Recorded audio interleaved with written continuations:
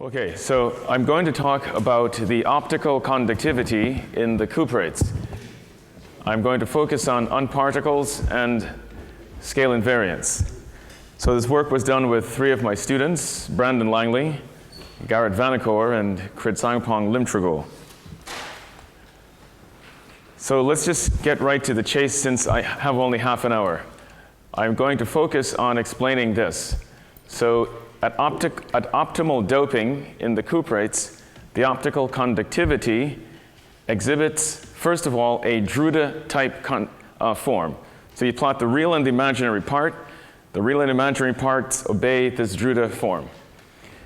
And in the mid-infrared, there is a considerable range in which the conductivity, the real part, has this omega to the minus 2/3 behavior.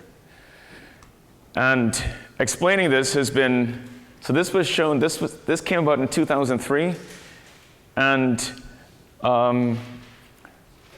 it's been a puzzle, and it's been a struggle to explain this. So the knee-jerk sort of thing that comes to mind when you see these sorts of power laws is some sort of criticality.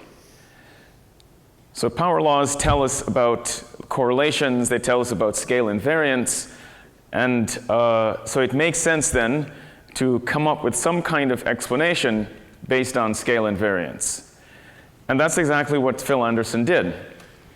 Phil Anderson said, let me just look at explaining this conductivity with a propagator. This is just the four momentum here that has some exponent, which Phil will tell us where it came from. And what he said is he'll just use the Luttinger liquid green functions. So if you use the Luttinger liquid green function, this is some exponent which depends on the interactions. And you compute the conductivity, but you do this without vertex corrections. Because Phil noticed that if you do include the vertex corrections, you get the wrong answer. And then he argued quite extensively that, in fact, there's something wrong with vertex corrections in the context of this calculation. And you end up with this sort of power law, which you can fine-tune. So this was the extent of the theory until a couple of years ago. So there was no other theory that gave any sort of power law. So the problem with this theory is that Luttinger liquids are states of matter in one dimension. The cuprates are not one-dimensional. And the criticality is certainly not one-dimensional. So there's no reason to take this ansatz seriously. The second thing, vertex corrections. Here's a simple argument why vertex corrections will destroy any power law that you get from sticking a propagator of that form in. You have to go and put the 1 gauge and the 2 gauge vertices in. If you just do the scaling of these vertices, they have this, so du is this exponent eta. I'm using du now for reasons which will become clear, but du is this, has all of the funky power laws. And if you look at this, you put all of this together, the conductivity just goes as L to the 3 minus d, and you'll never see any behavior based on du. And that's why Phil didn't include them. Why is it 3? It's in 3 dimensions. I thought the scaling dimension conductivity is 2 dimensions. Well, but it's not a. It's wrong. I see it's also 2 by 3. Well, it's the way that I did it. It's 3, but it's fine. Okay. The important thing is that du is not there. Yeah. The important thing is that du is not there. Okay. Okay. Okay. So how do you get this power law? Okay. So. This power law has been around for a while, and We heard from the previous talk that string theory might have something to tell us about the nature of scale invariance in strongly correlated systems. So might string theory be the answer to this question? Now here is why string theory might actually help us. When one is trying to go from the UV limit to the IR limit, and certainly one would have to do that successfully and come up with whatever the propagating degrees of freedom are here in the IR, if you're trying to explain the conductivity, you would need some reliable way of constructing what the IR limit is. In condensed matter, the coupling constant typically is 1 over your ego. And for Phil Anderson, this number is essentially 0. So he's in the weak coupling regime. But really, what allows you to go from the UV to the IR is the fact that the beta function is entirely local. It's local in energy, hence it should be local in space, and hence one should be able to geometrize this running of the coupling constant from the UV to the IR. And hence, we can't think about just one field theory, we have to think about a family of them, and they're all living at different values of the coupling constant. And that's the essential picture behind the ADS-CFT correspondence. Okay, so some people have used this correspondence to compute the optical conductivity in a lattice in which you charge up the system via a black hole, and that you put in either an ionic lattice in which the chemical potential is inhomogeneous, or the charge density is inhomogeneous. And all of these constructions I will refer to as gravitational lattices. So all they did is they solved the Einstein-Maxwell equations in the presence of an inhomogeneous charge density. And the surprising result is you obtain a Drude form for the conductivity, and you get on a log-log plot, you get a power law conductivity that has this omega to the 2/3 power. So this is a fairly remarkable result. It says that ADS, under very general circumstances, gives rise to this sort of strange scale invariant behavior in the strange metal regime. Okay, so the actual result is you solve the Einstein-Maxwell equations with a non-uniform charge density, and this is what you get out without putting any details of the cuprates in. And the question is, why? Is this true? Okay, so 2 years after this result was obtained, Donis and Gauntlet said not so fast. They looked at a similar model, and they also obtained a Drude conductivity. Here's the real and the imaginary part. But what they did, rather than plotting using a log-log plot to extract out the exponent, they took the second derivative of the conductivity over the first derivative, multiplied by omega, and they added 1. And so this quantity should be equal to the exponent that the conductivity is scaling like. So in this case, this line should be minus 0.66.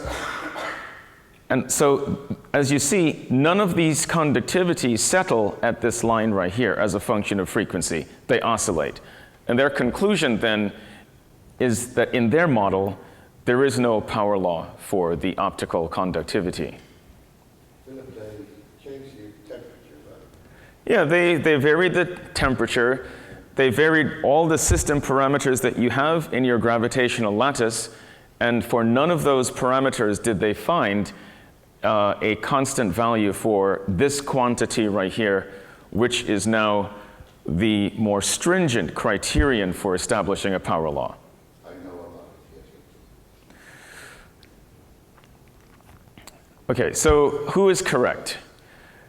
Certainly, if it is true that the Einstein-Maxwell equations plus a non-uniform charge density encodes the optical conductivity of the cuprates, then we should all stop what we're doing and just worry about that, because that's a rather remarkable result. So we decided that this was sufficiently interesting that we would learn how to go and do these calculations and figure out who is right.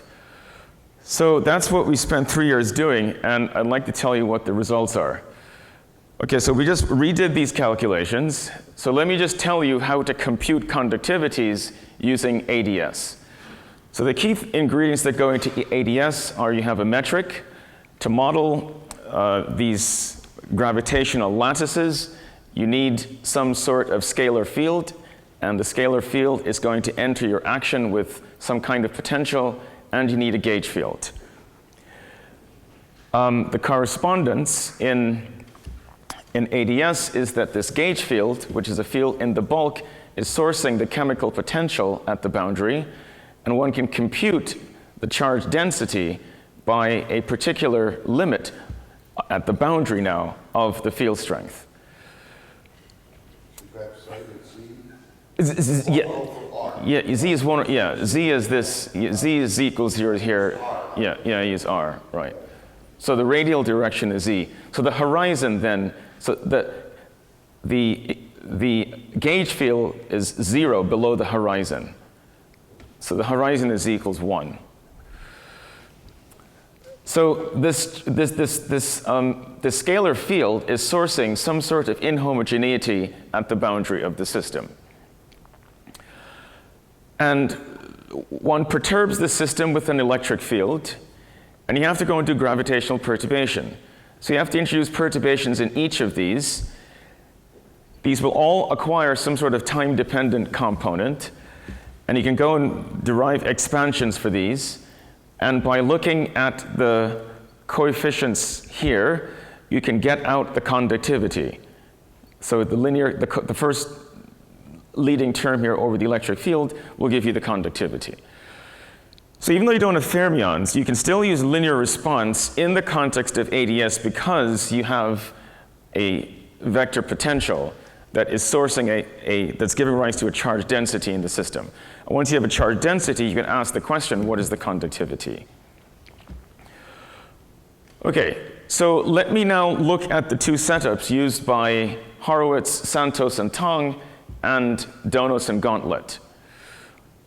So the potential they used looked like this, and the leading value for this scalar field is just a cosine. So it produces an inhomogeneity at the boundary.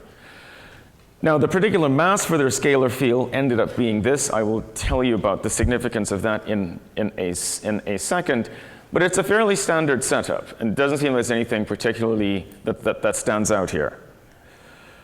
And they also used a more complicated gauge, the de Donder gauge.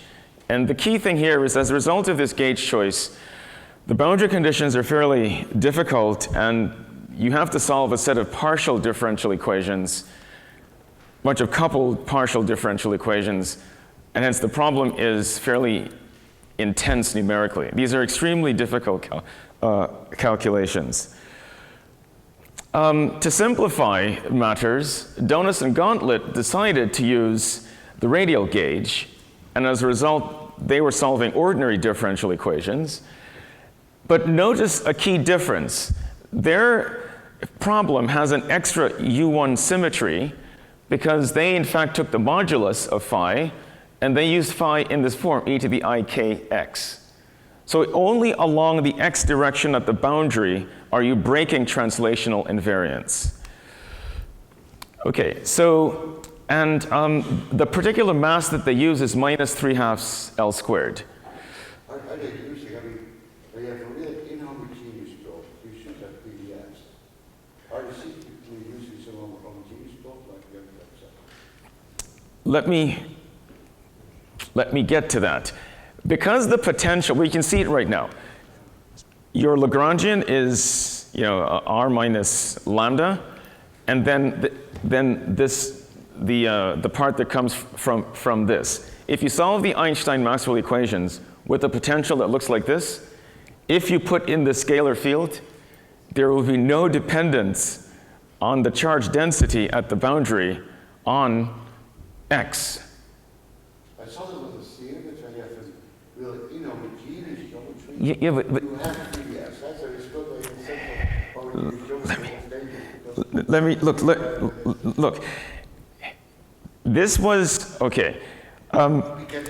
You will see the plots come out, but my key point here is that because all of the information regarding the inhomogeneity is right here, but if you take the modulus of this, there will be no inhomogeneity for the charge density.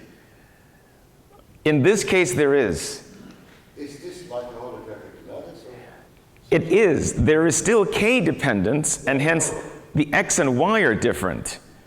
Okay? So Jan, I know what you're...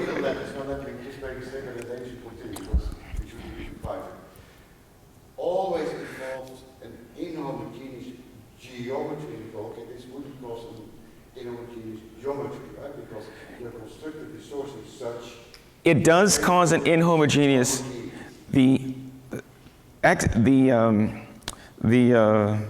The metric in terms of X and Y is not the same.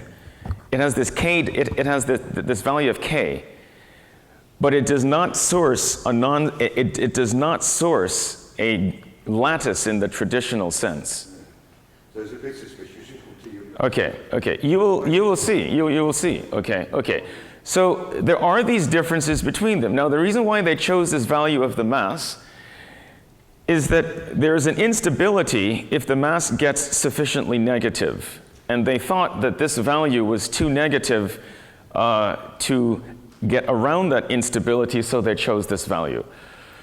So given that there are these obvious differences between these two calculations, what we wanted to do is devise a calculation in which we chose a model which was able to interpolate between the HST result and the Donus and Gauntlet result. So this is the model that we studied. So we have, when theta is equal to 0, this is exactly the Horowitz-Santos-Tong model. When theta is equal to pi over 2, we have the Donus-Gauntlet result. So we're going to go and solve this whole model. Now it has all of the complexity of Horowitz-Santos and Horowitz-Santos and Tong. So we have to go and solve all these partial differential equations, okay? And that took 3 years to go and do. Okay, so, and by this tuning parameter, we can go between this result and that result. So all of the results I will show you, theta will be the parameter. Just remember, pi over 2 is the case of Donus and Gauntlet, which has no power law. This is the one that supposedly has a power law. Okay, so now we have to go and we have to write down all of the equations of motion. To simplify things, we promote the gauge degrees of freedom to real physical constraints by solving the Einstein-de Turck equations of motion.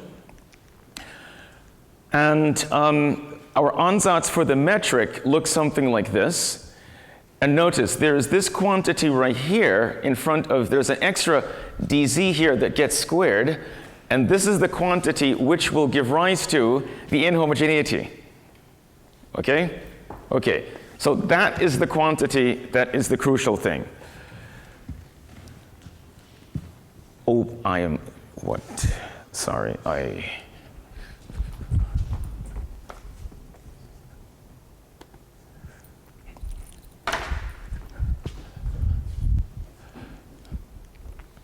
Okay, so if you set these things equal to 1, phi equal to 0, and this equal to mu, this recovers the Reissner-Nordstrom ADS metric.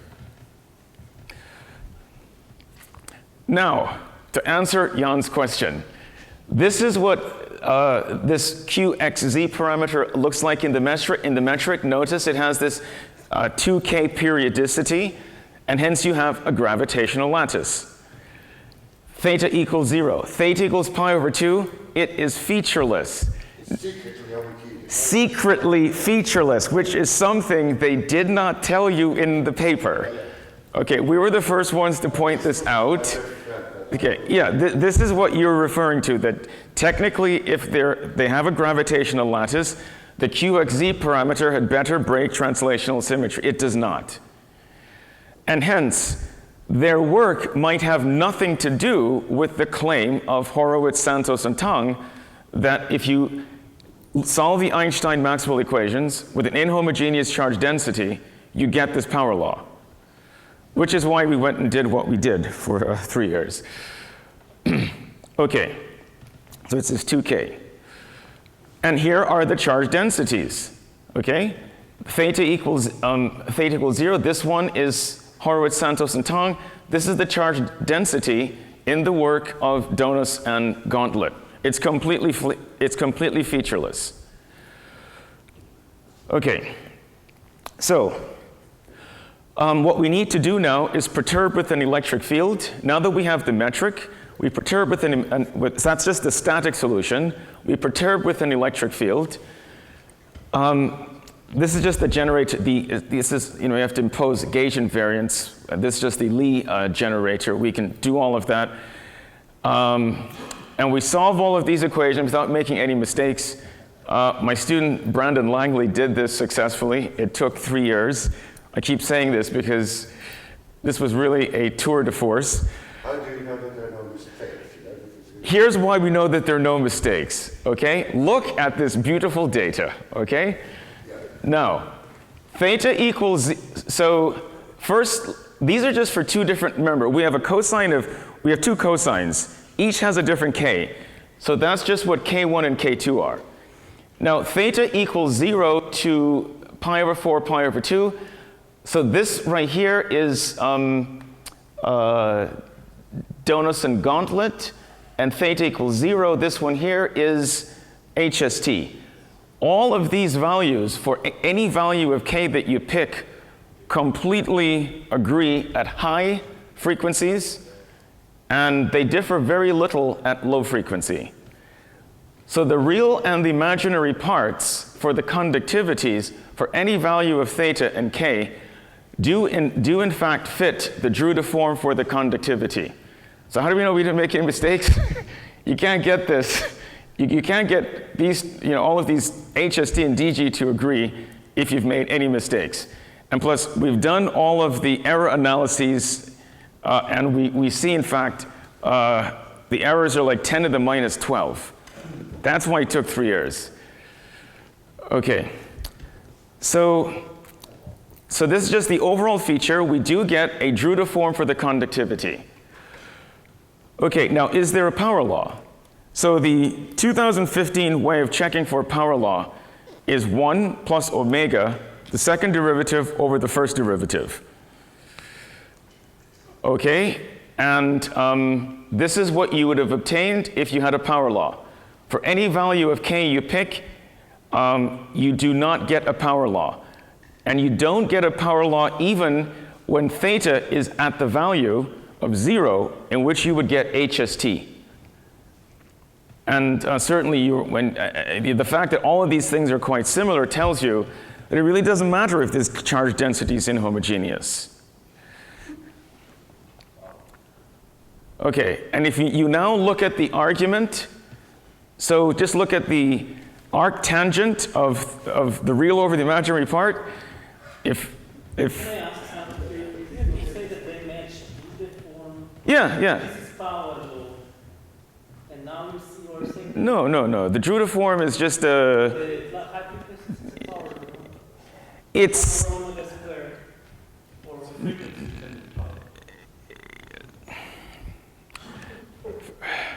Drude doesn't mean power law.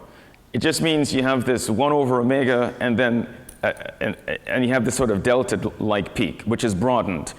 And the point that Yuri is making, tau can be frequency dependent, in which case means the high frequency part isn't going to look very simple and have a scale invariant form. Okay? Okay, and this angle is certainly not at 60 degrees. That's sometimes it's quite natural, right, to find Drude conductivities in a lot of things. Yeah. That's right. Okay, now the way that we did this calculation, we have another parameter. We can change the amplitude of each of these cosines. The reason we chose this cosine is that we thought that if there is this omega to the minus 2/3, that maybe it's coming from the higher harmonics, Umklapp type things that we could easily mimic by changing the amplitudes. So we went and did that, and for any value of the amplitudes, you can get something that is looking better, but you really can't call this a power law. Okay, so the conclusion then is that this claim is wrong, and there is no easy solution to the cuprate power law problem by going and doing ADS in this form.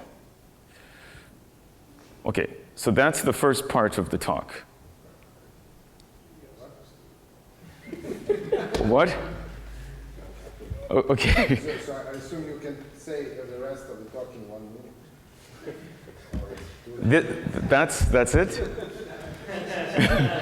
Okay, so let me tell you the origin of the power law. Okay, so let's look at, let's just try to do some phenomenology with scale invariant propagators. Is it really time? Well, yeah, it is. Okay. Don't control the time.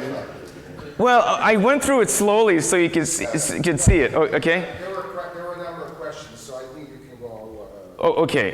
Okay. So what I want to do is just, let's pick a propagator that looks something like this, and let me try to explain how you can get that exponent there.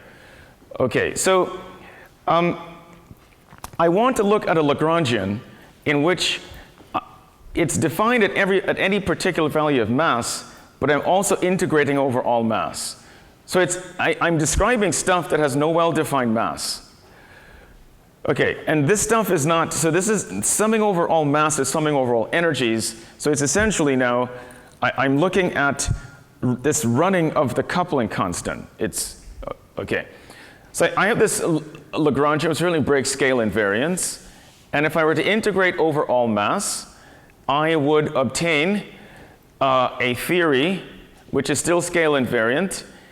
And, but the stuff that is described here are not particles. These, in fact, are unparticles. So you think about particles. This is my preferred way of thinking about Georgi's construction. Right, okay? Okay, and the propagator here looks like this. Okay? So you just have some mass distribution. So you can think about this as that you can define a field at every Cartesian coordinate and a particular value of the mass. You can think of these masses being flavors, or you can think about it this way Karsh has recently motivated, namely that you can think of these as just multiple bands, and each one with a different charge, different scattering rate, etc. All of these are completely equivalent. Okay, so can you get, and this is more general now, we don't have to worry about Luttinger liquids anymore. So with this, if you just assume you have a Gaussian action, you can easily go and calculate the conductivity. And so you gauge these unparticles in this way, include the vertices, and you of course end up with this answer right here, that there is no power law conductivity. And the reason why you don't is, well, because of the vertex corrections, but at this Gaussian level, unparticles are really a superposition of particle fields, which means they have the same, you're basically imposing Wick's theorem, which means that you cannot get any non-trivial behavior on this exponent du. Okay, now there's another way of doing this. What if you just chose this as some scalar type field and you're just summing over all of these different fields, and this sum is just a distribution over mass? What you would end up with is just the conductivities, the sum over the contributions from each of the conductivities from each of these scalar fields. And if you do that, you'd end up with a power law, which is in fact positive. And the reason it's positive is for this integral to converge, this exponent has to be positive. Now, this might be relevant to an experiments that were talked about this morning where you have this in-gap conductivity that's positive. But that's not what I'm focusing on. Okay, so here's the last attempt. Let's just take the experiment seriously. The experiments say we have a Drude form for the conductivity. So let us now treat each of these quantities as just dependent on the mass. So let's just treat them as these flavors or different bands, and let's just go and do an integral. So we have to now do an integral of this form, and let's just use these distributions. And this integral is equal to this, and we can just fine-tune this exponent such that we end up with the correct value. Let's set this equal to minus 1/3. And what we end up with is a conductivity that looks exactly like this. Okay?